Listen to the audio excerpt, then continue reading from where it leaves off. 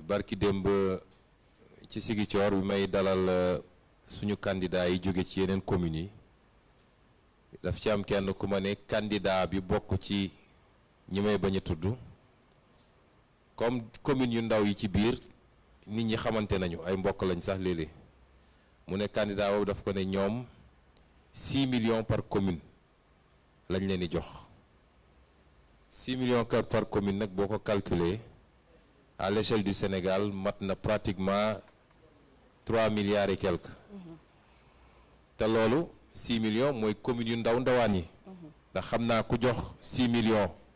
commune de Médina Yoro Foulah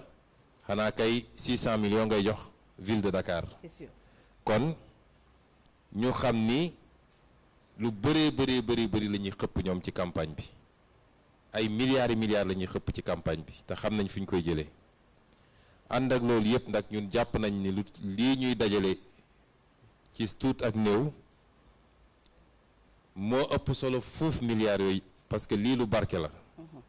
lu barkeel la ndax nit a liggéey daan dooleem ba am lu mu for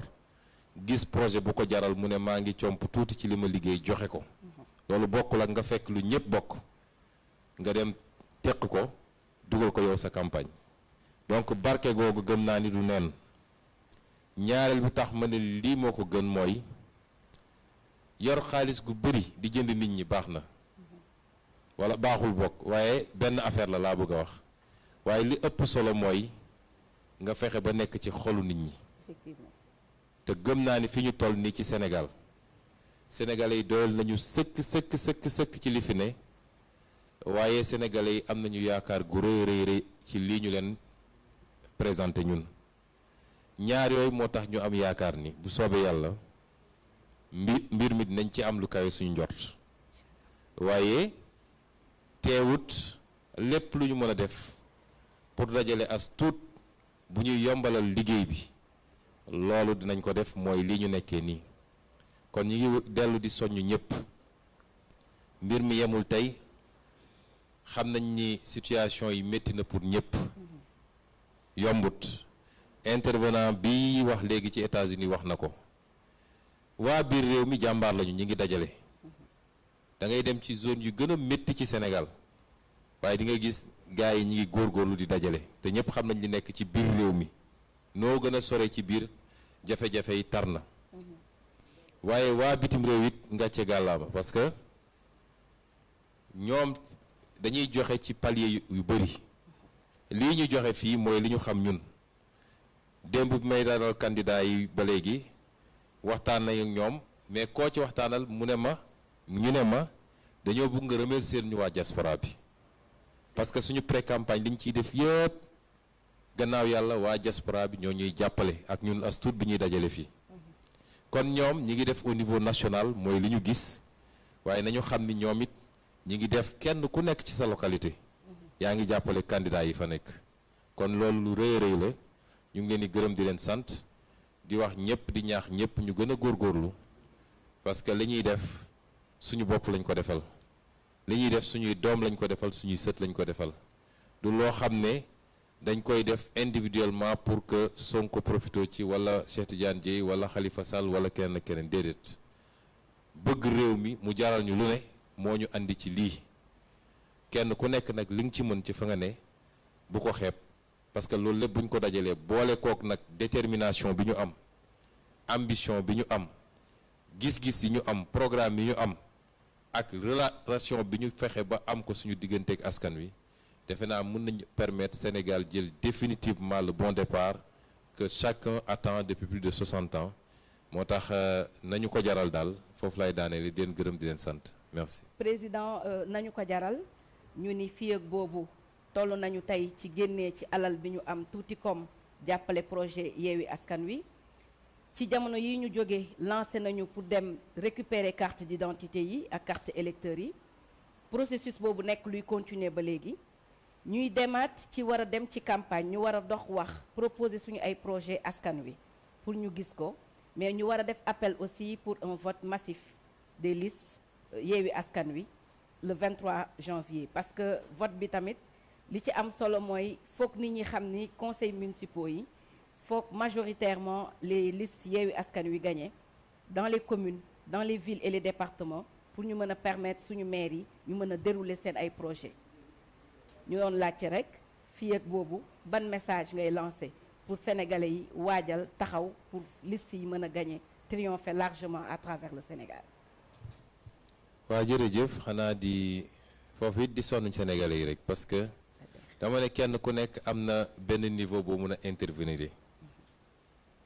li ñuy def nii ñun ñëpp tolloowuñu ci degré ci li ñuy def ak niñ koy defee waaye ba ci citoyen lambda bi nga xam ne farul fenn sax kenn mënu ko wax ndax nit ni ko yàlla bindee foo jaar mu am fu mu xol moo mel noonu mais mun nga faral fenn faral ñenn sa xel nekk ci ñoom te doo engagé wu ñooñu lay wax dama ne ba ñooñu ñëpp kenn ku nekk am na foo mënee ak loo mën ki nga xam ne nag moom laajuñu ko mu génn xeex laajuñu ko mu dem def porte à porte xaarewuñu ci moom peut-être mu génne xaalisam def ci donte mënoon nañ ko ak yeneen waaye moom li mu mën mooy bés ba bu jotee mu yeewu solu de manière civilisée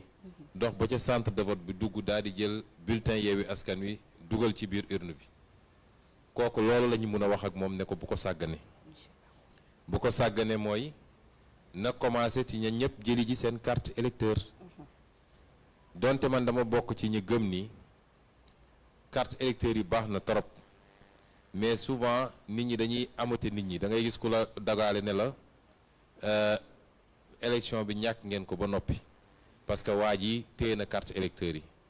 mais da ngay jël commune boo xam ne 98 000 électeurs la amoon inscription yu bees yi di à peu près 3000 xam nga 3000 yooyu mënul modifier fondamentalement structure vote bi te 3000 yooyu 1500 bàyyi nañ ko mu génn ñu téye 1500 loolu mënul modifier fondamentalement structure vote bi mais sur le principe dafa jaaduwut sénégalais le droit est le vote est un droit constitutionnel amul kenn ku war a am sañ-sañu tere benn sénégalais mu vote surtout pas Macky Sall kon sénégalais bu ne dañ ko war a jox kartam kon na ñëpp jëli ji seen carte waaye beneen bi mooy dañoo seetlu ni élection yi dafa am nu mu doxee élection locale moo faral di gën a néew taux de participation parce que nit ñi joxuñu ko enjeu élection législative tegu ci élection présidentielle doog a ñëw boo seetee nit ñi élection présidentielle la ñuy gën a génn or man jàpp naa ne élection locale amul lu ko ëpp solo ci élection yi parce que sa maire la sa commune la gestion de proximité ki nga xam ne moom ngay gis chaque jour moo lay jox say kayit moo war a defar sa tali bi jox sa buntu kër moo la war a defaral espace vert bu waa quartier bi di féexloo moo war a defar li moo war a defar laa kooku amul lu ko ëpp solo kon sénégalais nañu comprendre ni élection bu am solo la te taux d'abstention bi bu bëree ñi voté ji su néewee loolu affaire nguur gi lay defar parce que ñoom ñi ñu mën a mobiliser ci xaalis ñooñu dañuy génn ñi nga xam ne nag vote consciencieux bi la mooy ñi nga xam ne seen xel la ñuy voté foofu la taux d'abstention bi di faral di gën a bëri parce que dañ naan élection bi amul enjeu kon ñuy woo ñooñu ne leen nañu xam ni élection bi élection présidentielle ëpp ko enjeu ñun ñaan nañu yàlla ñu am taux de participation bu toll ni élection présidentielle bu ko mënul ëpp sax am na nag ay bërëb yoo xam ne am naa yaakaar yaqin sax ne dina am waaye dafa war a am à l'échelle nationale parce que nit ñi dañu war a xam ni élection bi waroowul wutewul ak li war a am 2024 élection bi ndax dañ ciy génn defe naa annoncé nañ mois de juin pour élection législative donc ñetti weer wala ñeent moo dox digganteem ak élection législative ñu xam kan la ñuy dénk assemblée nationale bi weer ak genn wàll moo dox digganteem ak élection présidentielle donc élection bi mooy arbitrer élection yi ci des yépp kon sénégalais yi nañu am yéeg-yéeg boobu génn massivement dem voté ji te voté Yewwi Askan Wi parce que gëm naa ni ci wàllu programme wàllu gis-gis waaye wàllu équipe également Yewwi Askan Wi moo am les meilleurs profils les meilleurs programmes la meilleure équipe kon na sénégalais yi génn parce que suñu avenir ak suñuy avenir sët la ñuy joué fi mu toll nii dem voté ji massivement